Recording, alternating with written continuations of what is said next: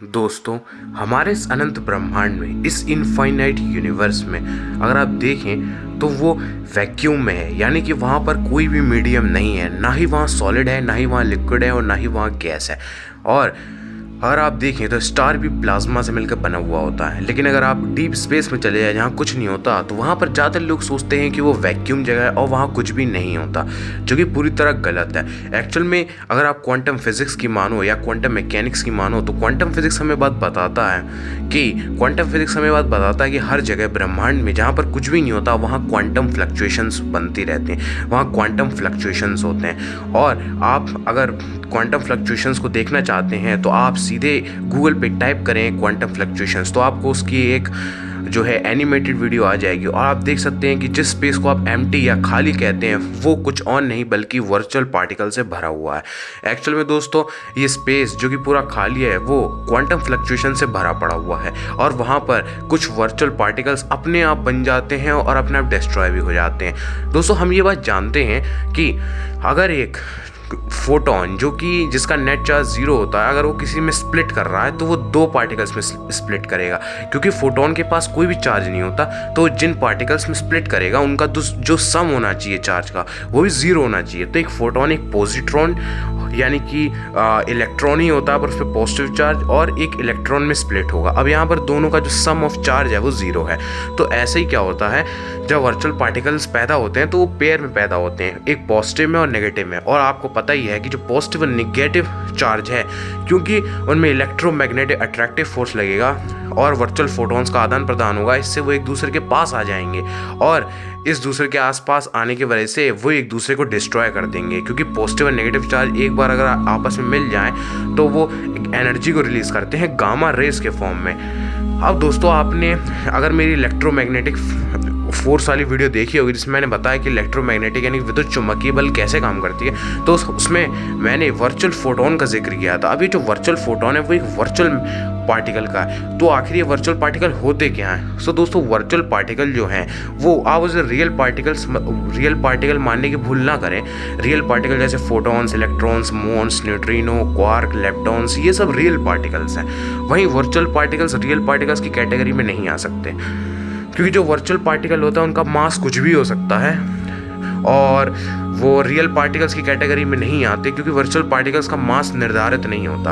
अब हम बात करते हैं कि वर्चुअल पार्टिकल्स बनते कैसे हैं, क्योंकि रियल पार्टिकल्स तो हम जानते हैं कि जो क्वांटम फील्ड्स होती हैं, अगर आपने क्वांटम फील्ड थ्योरी जानते होंगे, अगर आपने मेरी क्वांटम फील्ड थ्योरी वाली वीडियो देखी होगी, या फिर अगर आप क्वांटम फील्ड थ्योरी को जानते हैं, तो आप ये जानते हैं कि मैटर कुछ और नहीं बल्कि क्वांटम फील्ड्स में होने वाले एनर्जी की एक्साइटेशंस होती है। यानी कि अगर क्वांटम फील्ड में कोई एनर्जी से एक्साइटेशन पैदा हुई है तो उस चीज़ को हम मैटर कहते हैं। और अगर जैसे इलेक्ट्रॉन फील्ड में अगर एक्साइटेशन सर्टेन एनर्जी दी जाए और वहाँ पर एक एक्साइटेशन या रिपल्स बन जाए, तो वो जो रिपल्स होगी वो इलेक्ट्रॉन होगी। अब एक इलेक्ट्रॉन क्या है, वो एक पार्टिकल है, और पार्टिकल क्या है, मैटर है। यानी कि मैटर कुछ और नहीं बल्कि क्वांटम फील्ड्स में होने वाले कुछ सर्टेन एनर्जी के फ्लक्चुएशंस होते हैं या एक्साइटेशंस होते हैं।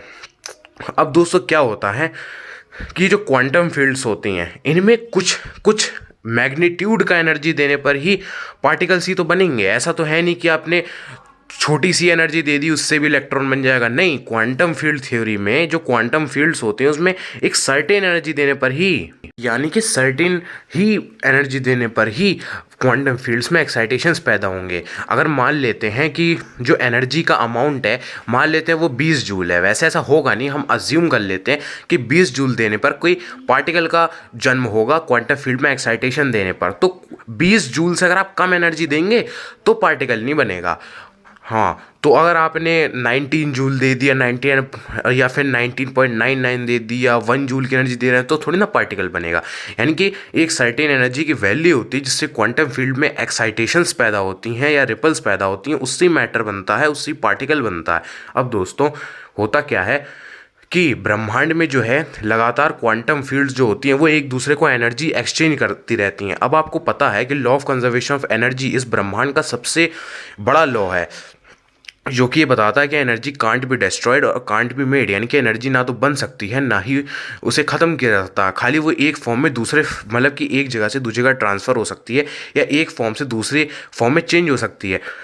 ऐसी ही जो क्वांटम फील्ड्स होती हैं इनमें क्या होते हैं बहुत, क्योंकि क्वांटम फील्ड्स एक टाइप की नहीं होती है। Electron field, electromagnetic field, quark field, leptons field, neutrino field, हर पार्टिकल की अपनी एक अलग फील्ड होती है और इन सब फील्ड को हम क्वांटम फील्ड्स कहते हैं, जो इस पूरे ब्रह्मांड में फैली हुई होती हैं। और इस ब्रह्मांड में हर जगह क्वांटम फील्ड्स मौजूद हैं, चाहे वहाँ कुछ है चाहे वहाँ कोई कुछ भी ना हो, वहाँ क्वांटम फील्ड्स होगी ही होगी। और इसी क्वांटम फील्ड्स के एक्साइटेशन से ही मैटर बना है। और इस ब्रह्मांड के इनिशियल स्टेट में भी मैटर नहीं बल्कि एनर्जी ही थी, जिसमें एक्साइटेशंस पैदा होने के बावजूद ही हम बने हुए हैं। और जब ये एक्साइटेशन ख़त्म हो जाएंगी तो पार्टिकल्स भी डिस्ट्रॉय हो जाएगा। मतलब डिस्ट्रॉय क्या मतलब, वो ख़त्म हो जाएगा।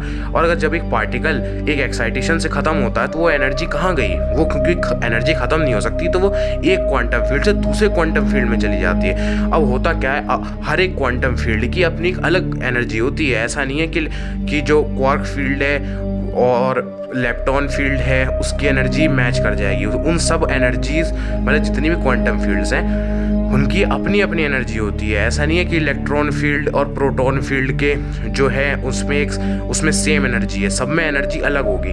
तो जैसे मान लेते हैं क्वांटम फील्ड है तो उसमें जो है मान लेते हैं कि एक फील्ड में, एक क्वांटम फील्ड में जो एनर्जी है वो रिपल्स, जो एनर्जी जो रिपल बना रही थी, मतलब जो रिपल्स बना रही थी, फ्लक्चुएशन बना रही थी जिससे पार्टिकल बन रहा था, वो रिपल्स जो है या फ्लक्चुएशन जो है वो ख़त्म हो गई हैं। अब वो पार्टिकल तो ख़त्म हो जाएगा तो वो एक क्वांटम फील्ड से दूसरे क्वांटम फील्ड में जो एनर्जी है वो चली जाएगी। अब दूसरी जो क्वांटम फील्ड है, हम ये मान लेते हैं कि वो जो दूसरे क्वांटम फील्ड की जो एनर्जी है वो पहली वाली क्वांटम फील्ड से ज़्यादा है। तो अब वो जो एनर्जी है वो उस क्वांटम फील्ड में चली तो जाएगी पर वो रियल पार्टिकल्स नहीं बना पाएगी, क्योंकि उसके अंदर कुछ ना कुछ एनर्जी है तो वो उस क्वांटम फील्ड के अंदर वाइब्रेशंस ले आएगी।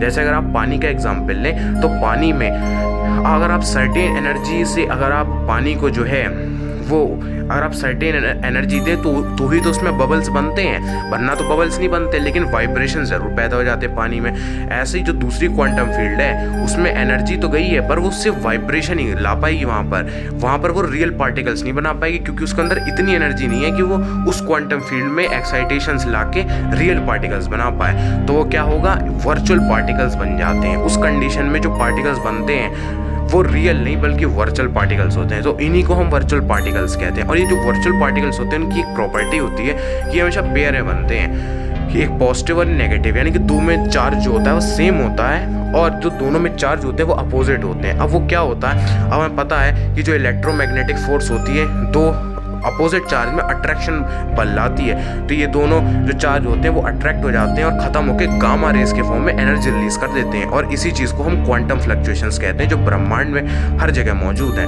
और ये जो वर्चुअल पार्टिकल्स हैं ये हमेशा अपने आप अस्तित्व में आते रहते हैं और अपने आप ख़त्म होते रहते हैं। अब आप लोग कहेंगे कि अब वर्चुअल पार्टिकल्स को एक्सपेरिमेंटली डिटेक्ट किया गया, तो दोस्तों ऐसा हम कर चुके हैं। जो वर्चुअल पार्टिकल्स हैं वो अगर हम उसे वैक्यूम में ले जाएं और मिरर्स की जो हैं वो उसकी जो डायरेक्शन चेंज करते रहें तो वर्चुअल पार्टिकल्स भी रियल पार्टिकल्स में चेंज हो जा सकते हैं।